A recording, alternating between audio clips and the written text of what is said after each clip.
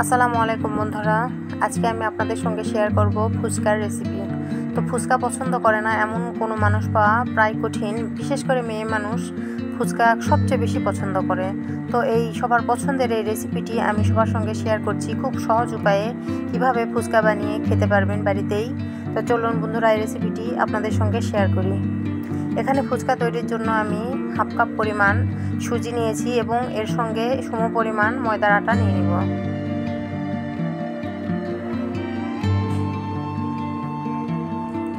এর সঙ্গে দিয়ে দিব 1 টেবিল চামচ পরিমাণ বেকিং সোডা, আর সাথে দিয়ে দিব স্বাদমতো লবণ। এর সঙ্গে আমি আরও 1/4 কাপ সয়াবিন তেল দিয়ে দিয়েছি। আমার প্রথমে দিতে মনে ছিল না, এর জন্য আমি কিছুক্ষণ পর এটাতে অ্যাড করেছি। তো এই ফুচকা তৈরিতে আমি নর্মাল টেম্পারেচারের পানি ব্যবহার করছি। আপনারা চাইলে হালকা উষ্ণ গরম পানিও এর মধ্যে দিতে পারবেন। তো আমি এই ডোটা তৈরি করেছি, দেখতে পাচ্ছেন একটু একটু করে পানি দিচ্ছি, আবার হাত দিয়ে ভালোভাবে মেখে নিচ্ছি। তো বন্ধুরা, এই যে আমি তেলটা দিয়ে দিলাম এখানে। এরপর খুব ভালোভাবে আমি মিশ্রণটি হাত দিয়ে মেখে নিচ্ছি। একবারে বেশি পরিমাণে পানি এর মধ্যে দেওয়া যাবে না, কেননা একবার ডোটি যদি নরম হয়ে যায় তাহলে এটা শক্ত করতে আবার আটার ব্যবহার করতে হবে। এক্ষেত্রে সুজি আর আটার পরিমাণটা ঠিক থাকবে না, কাজেই এখানে ফুচকাগুলো নাও ফুলতে পারে। সেজন্য একটু একটু করে পানি ব্যবহার করবেন এবং ডোগুলো তৈরি করবেন।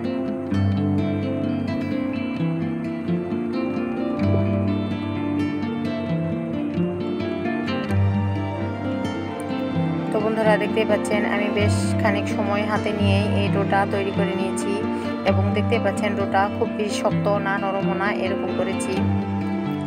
যত বেশি নরম করবেন ফুচকা তৈরির সময় ডোগুলো অনেকটা পিছিয়ে যাবে, কাজে ফুচকাগুলো ফুলবে না। একটু শক্ত শক্ত করে রাখলে ফুচকা তৈরিতে সুবিধা হবে। তো এটা আমি আধা ঘন্টার জন্য রেস্টে রেখে দিচ্ছি। তো ফুচকার জন্য যে টকের প্রয়োজন হয় আমি এখন সেই টকটা আগেই প্রস্তুত করে রেখে দেব। এখানে আমি তেঁতুল নিয়েছি, যেহেতু আমার ফুচকার পরিমাণটা কম সেহেতু এখানে তেঁতুল খুব একটা বেশি আমি ব্যবহার করছি না। অল্প একটু তেঁতুল এবং এর মধ্যে আমি পানি দিয়ে খুব ভালোভাবে হাত দিয়ে চটকিয়ে এটার মিশ্রণ তৈরি করে নিচ্ছি।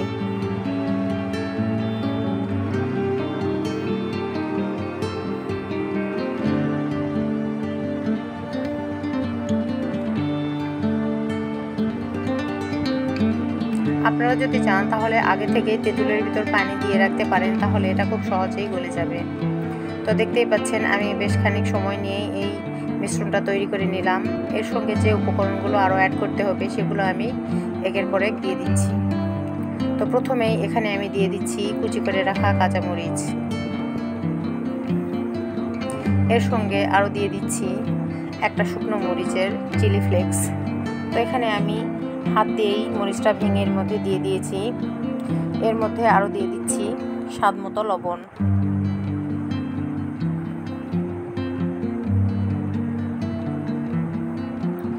তো বন্ধুরা, সবশেষে আমি এর মধ্যে একটা লেবুর স্লাইস খুব ছোট ছোট করে কেটে এর মধ্যে দিয়ে দিচ্ছি। ফুচকার জন্য যে টক প্রয়োজন সেটা আমার রেডি করা হয়ে গেছে। তো এখন ফুচকার ভিতরে যে পুরটা ব্যবহার করা হয় সেটা এখন আমি বানিয়ে নিচ্ছি। তো এখানে আমি 2 কাপ পরিমাণ এখানে যে চটপটি তৈরির যে বুট পাওয়া যায় সেটা নিয়েছি এবং এখানে 4 থেকে 5টা ছোট আলু আমি দিয়ে দিয়েছি।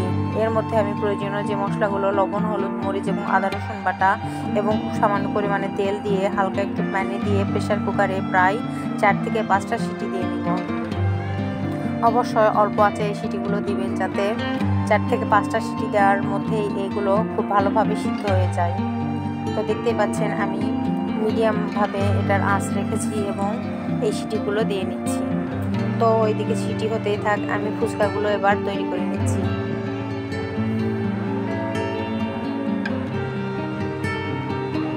বন্ধুরা, ফুচকা তৈরির জন্য প্রথমে একটি বড় আকারের রুটি তৈরি করে নিতে হবে।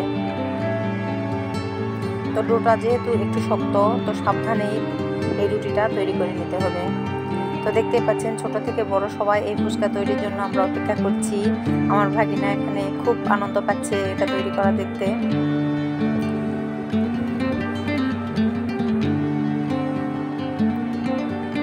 তো তো এখানে আমার রুটি তৈরি করে নেওয়া হয়ে গেছে, দেখতেই পাচ্ছেন খুব বড় পরিমাণে একটি রুটি তৈরি করে নিয়েছি।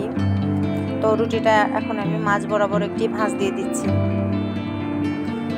এই টেকনিকে যদি আপনারা ফুচকা তৈরি করেন তাহলে 100% ফুচকাগুলো ফুলবেই, কেননা এটা যেহেতু প্রথমেই 2 পার্ট করে নেওয়া হয়েছে, সেহেতু মাঝখানে ফুলে ওঠার সম্ভাবনাটা একটু বেড়ে যায়। তো আমি এখানে দেখতেই পাচ্ছেন খুব পাতলা করে এই রুটিটাও বেলে নিয়েছি। তো এখন একটি খাপের সাহায্যে গোল গোল আকারে কেটে নিচ্ছি।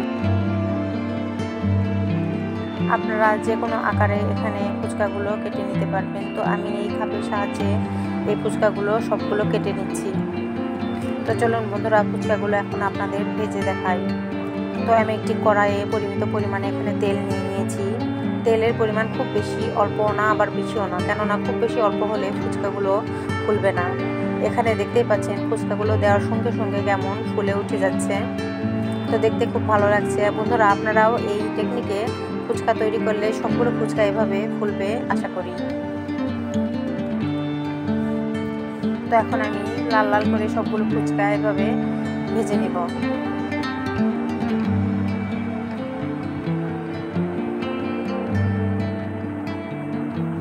একবারে সবগুলো ফুচকা ভেজে নিতে চাইলে কিন্তু প্রথমে যেগুলো দেওয়া হয়েছে সেগুলো বেশি লাল হয়ে যাবে। তো সেজন্য আমি এখানে 8 থেকে 10টি ফুচকা প্রথমে দিয়েছি এবং এগুলো ভেজে নিচ্ছি।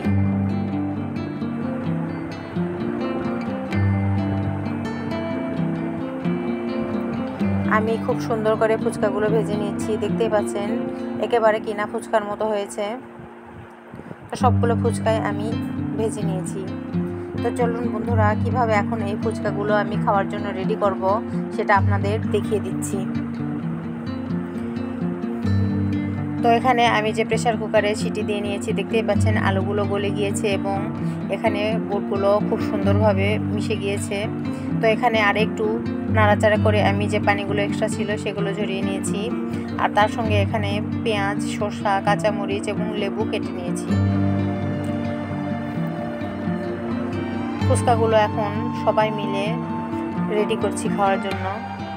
তো দেখতেই পাচ্ছেন এখানে বন্ধুরা কত সুন্দর লাগছে ফুচকাগুলো। এর মধ্যে এখন একটি ডিম গ্রেটার দিয়ে গ্রেট করে উপর থেকে দিয়ে দিচ্ছি।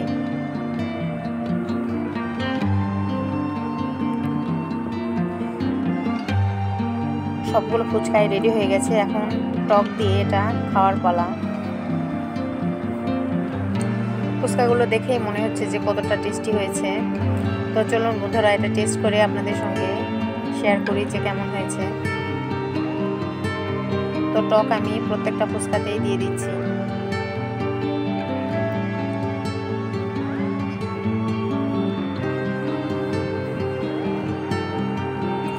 বন্ধুরা, আমার এই রেসিপি যদি আপনাদের পছন্দ হয়ে থাকে তাহলে অবশ্যই আমার চ্যানেলটিকে সাবস্ক্রাইব